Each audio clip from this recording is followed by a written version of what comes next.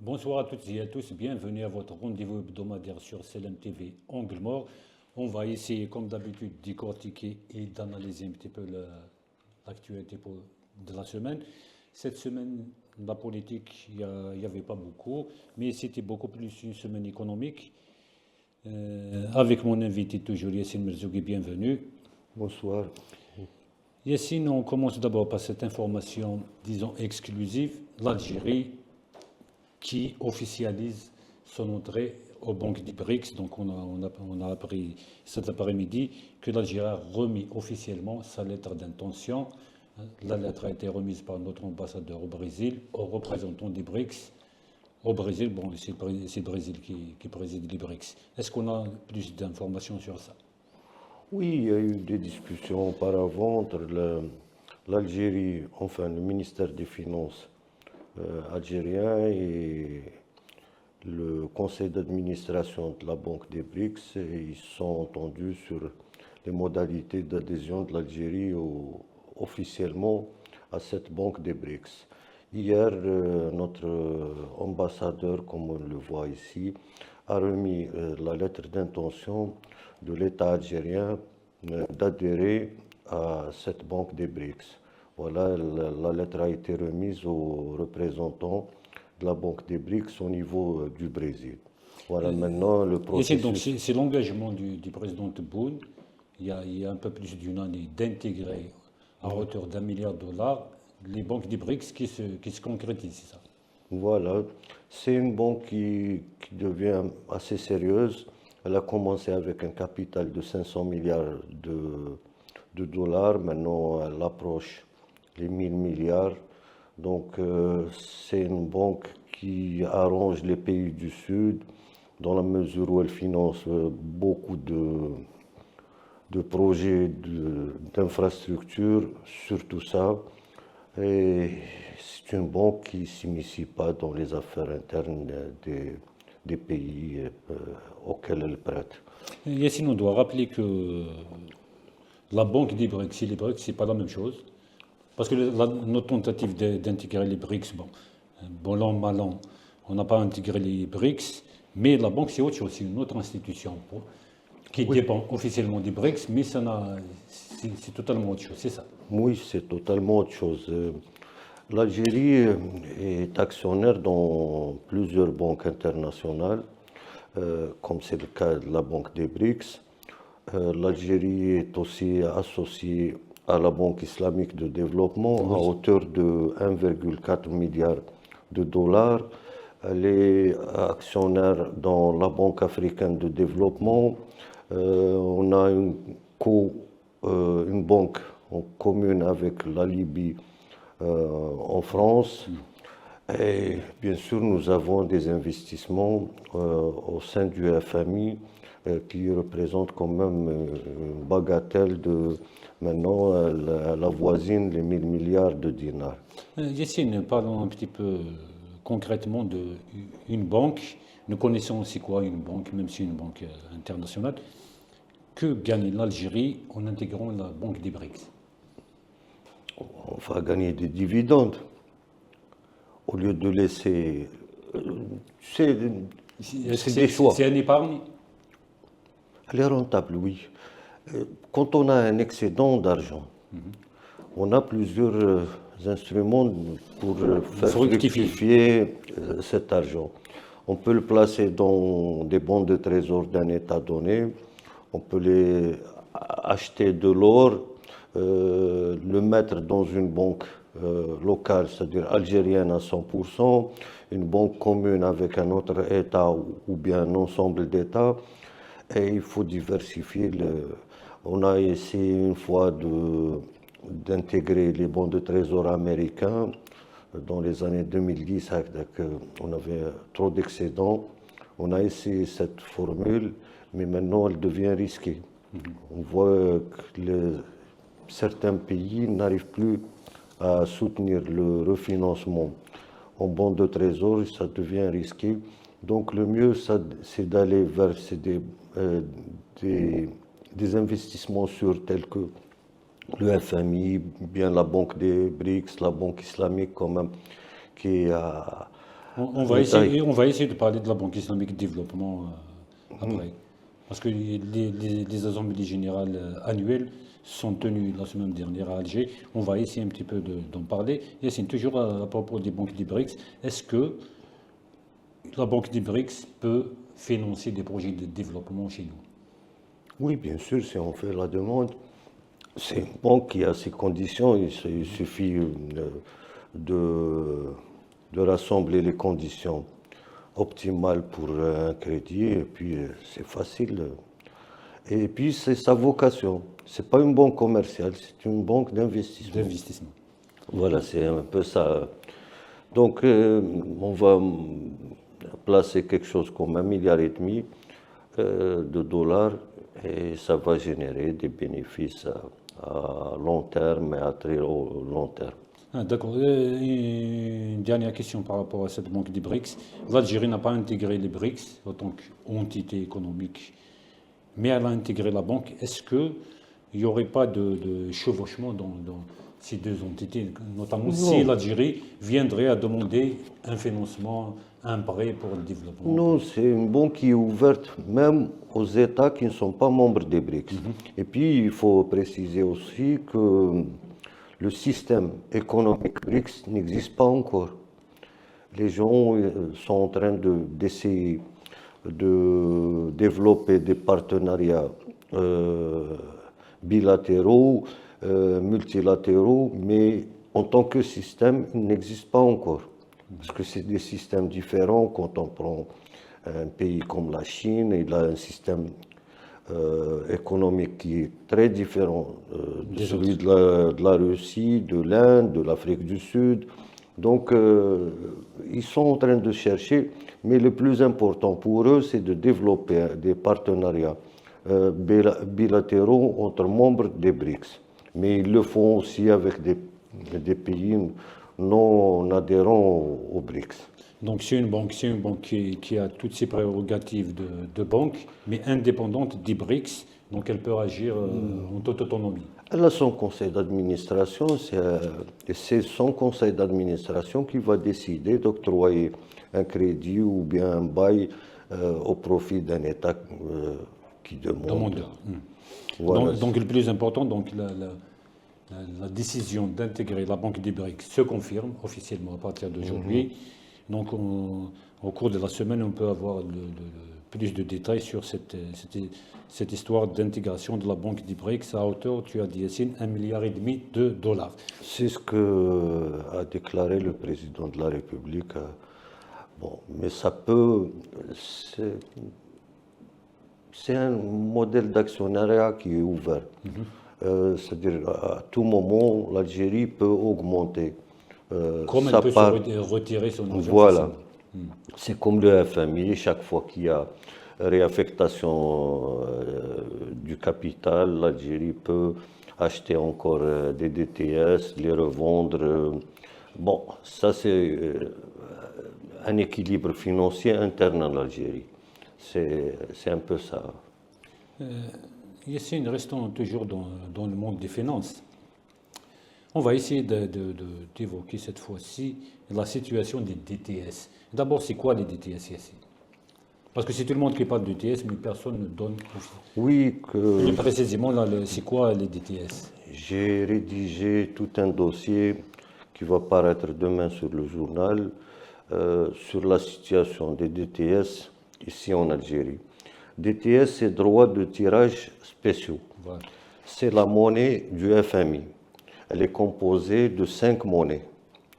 Il y a dedans le dollar, le yen japonais, le yuan chinois, la livre sterling. C'est un mix de toutes ces monnaies. Et en intra, le FMI négocie les DTS. C'est la monnaie interne au FMI. L'Algérie a commencé à acheter des DTS depuis plus de 10 ans. Et chaque fois, ça augmente, ça baisse, ça augmente, ça baisse. J'ai fait le bilan sur les 5 dernières années. Vous pouvez le trouver sur le journal à partir de demain. Et je fais le bilan pour l'année 2024. En 2024, l'équivalent en dinars, ça variait de 780 milliards à presque 1000 milliards de dinars. Donc c'est énorme ce que détient l'Algérie en monnaie du FMI. Donc DTS. Ça rassure sur les réserves de change de l'Algérie. Maintenant, c'est un pays qui est quand même assez stable sur le plan des... Donc tu dis qu'en 2024, nos DTS, la situation de nos DTS s'est stabilisée. C'est stabilisé. En hauteur de combien en dollars? Bah, l'équivalent à peu près de 50 milliards de dinars, de dollars.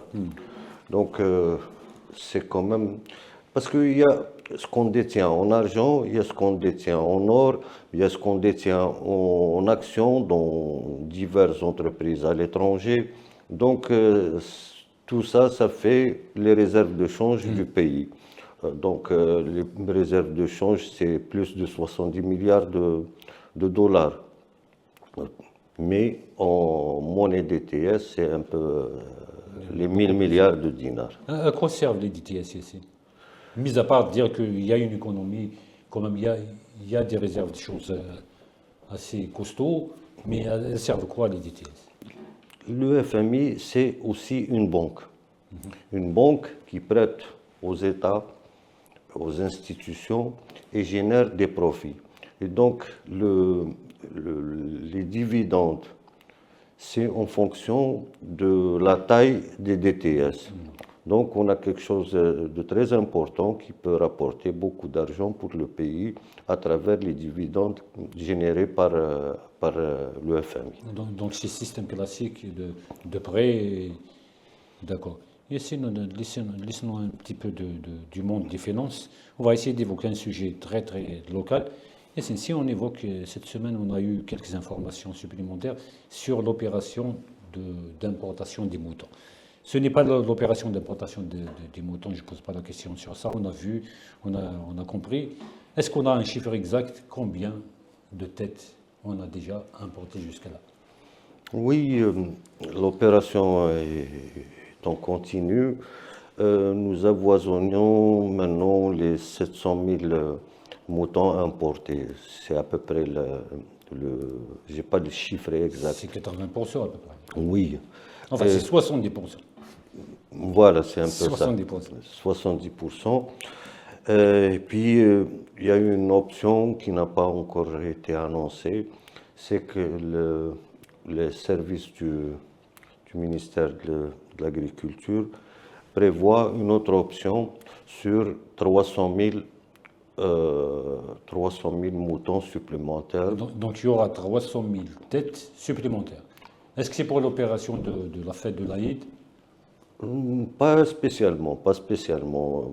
Donc c'est Alviar qui va ramener cette quantité. Et puis chez Alviar, c'est son métier. Alviar, c'est une entreprise étatique qui gère les abattoirs publics.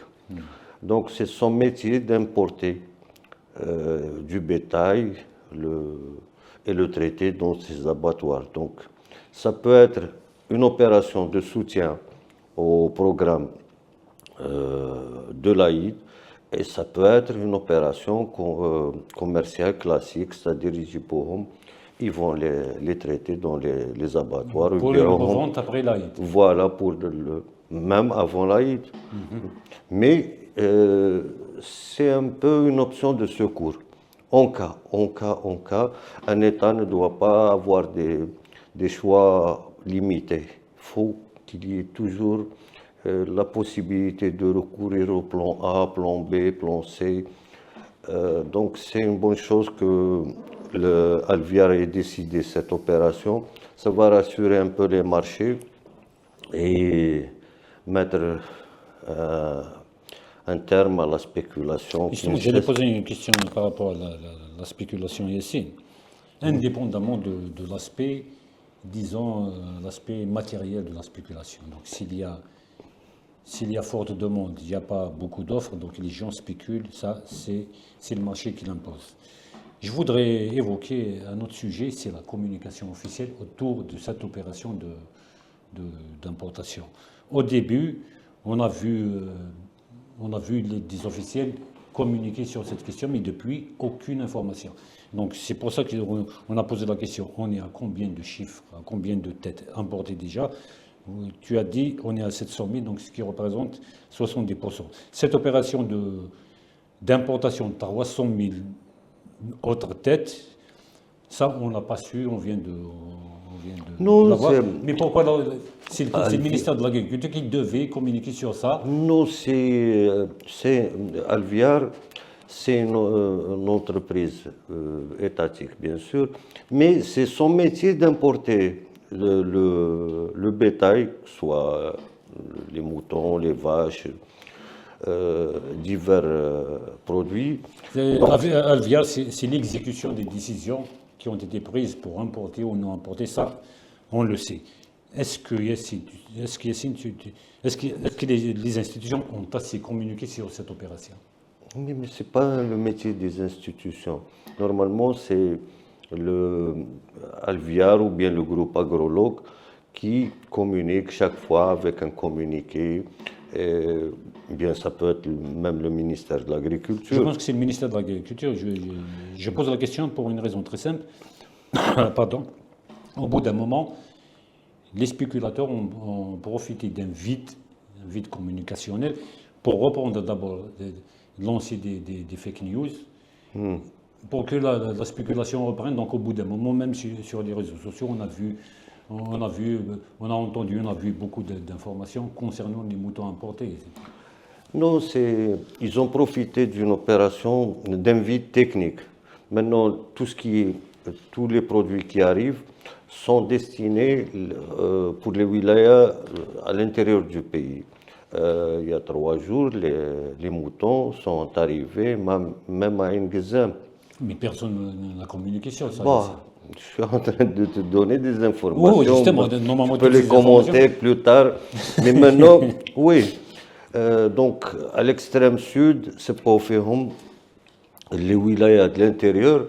Et comme les wilayas du nord n'observent pas de quantité suffisante, ils pensent que la marchandise a été épuisée et qu'ils peuvent maintenant pratiquer les prix qu'ils veulent. Voilà, c'est un détail technique. Mais il faut rassurer tout le monde, il y a assez de moutons pour tout le monde. Et puis, qu'il y a une bziada. Yassine, je te pose la question encore une fois directement. N'essaie pas d'esquiver. Est-ce qu'il y avait assez de communication autour de cette opération beaucoup plus importante? Non, ils n'ont pas bien communiqué. Donc on les appelle à communiquer parce que ce manque de communication nourrit la spéculation et les fake news. Oui, surtout les fake news. Et puis les gens observent ça. Il n'y a pas assez de moutons actuellement. Aujourd'hui, il n'y a pas assez de moutons au niveau des wilayas du Nord parce que toute la marchandise qui arrive est expédiée vers l'extrême sud et les wilayas de l'intérieur. Et quand les gens ne voient pas les moutons, ils pensent que la marchandise a été épuisée. C'est tout. C'est un sentiment du marché. Non, certains disent que c'est faux, il n'y avait pas un million de têtes importées. Non. Et le programme va être exécuté. Je connais les gens qui sont en train de gérer cette opération. Je connais leurs compétences. Et je suis sûr qu'ils vont atteindre l'objectif. Ou bziada encore. Donc, il y a lieu de rassurer tout le monde. Et puis, on a aussi la marchandise locale. Sauf que la marchandise locale n'est pas détenue actuellement par les éleveurs, les mouwalines. C'est les spéculateurs qui détiennent le plus gros de cette marchandise. Et ces intermédiaires, ça les arrange qu'il n'y ait pas de communication pour qu'ils essayent un petit peu d'écouler comme ils veulent leurs marchandises. Non, mais j'imagine à partir de mardi, mercredi, comme ça, il y aura beaucoup d'expéditions, plutôt d'arrivages destinés pour les pays les wilayas du nord, et tout le monde verra qu'il y a assez de moutons pour suffire à la demande. Et cela dit, Yassine, quand on parle de communication officielle, c'est intéressant quand il y a quelque chose, une opération importante, c'est bien de communiquer autour. Ça ne concerne pas seulement cette opération d'importation de moutons, parce que il y a d'autres des opérations qui ont été faites et réalisées, mais on sent qu'il n'y a pas assez de communication autour. Ça, c'est vrai. Sur le plan économique, il y a des choses merveilleuses qui sont réalisées, mais il n'y a pas assez de communication autour de ces réalisations. Ça, c'est vrai. Et donc, on les invite, les responsables du secteur économique, à communiquer encore mieux. Par exemple, tu prends le café. À travers les entreprises étatiques, on a ramené assez de café pour tout le monde. Mais l'opération technique n'a pas été accompagnée par une grande communication pour rassurer les gens et dire qu'il y a du café disponible. Même chose pour la banane. Les entreprises étatiques sont en train de consulter pas mal de fournisseurs pour qu'il y ait une stabilisation du marché de la banane. Donc il y a des efforts qui sont consentis dans divers secteurs, mais il n'y a pas assez de communication. Mais absolument, comme la nature a horreur du vide, quand il n'y a pas de communication, donc si les autres communiquent, et quand les autres communiquent, ce n'est pas forcément positif. Oui, ce n'est pas dans l'intérêt du consommateur, c'est pour leur propre intérêt, les spéculateurs. La première chose qu'il dit, c'est qu'il n'y a pas assez de marchandises. Et là, ça crée une forte demande, une pression sur le marché, et ça permet d'augmenter un peu les prix. C'est une loi universelle, ce n'est pas propre à l'Algérie, c'est valable à Wall Street, en Inde, au Japon. C'est une loi de l'offre et de la demande qui est universelle. Eh ben merci. Je ne sais pas si tu veux rajouter quelque chose par rapport à la communication officielle de cette opération. Et donc, un petit résumé, parce que c'est important ce qu'on a dit. Donc, Yassine, tu as dit que nous avons atteint le chiffre de 700 000 têtes déjà importées, ce qui représente 70% du taux global prévu pour l'importation. Tu as dit également que l'État va aussi importer 300 000 têtes supplémentaires. Non, pas l'État. C'est une opération commerciale de l'entreprise. D'accord, ok. Mais il y aura des importations. L'État a décidé 1 million. L'entreprise, elle est autonome. Elle a décidé de ramener 300 000. 300 000, mais le prix ne sera pas, à mon avis, le prix ne sera pas comme ceux importés spécialement pour la fête de l'Aïd. Non, c'est le même prix, les mêmes fournisseurs pratiquement. Non, les prix avec lesquels ils seront vendus, c'est ici. Ah là, je ne sais pas. C'est une opération commerciale, donc c'est clair que cette entreprise va essayer un petit peu de gagner dans cette opération. Donc globalement, donc 700 000 têtes de moutons importées jusqu'à maintenant, 300 000. Donc il reste 300 000 pour atteindre le chiffre d'1 million, en plus des 300 000 autres qui seront importés par Alvia. Donc Yassine, merci beaucoup pour toutes ces explications. Je pense qu'on a l'impératif du temps. On a atteint le temps de la première partie. Restez avec nous, on revient dans un petit instant pour la seconde partie d'Angle Mort sur Selem TV.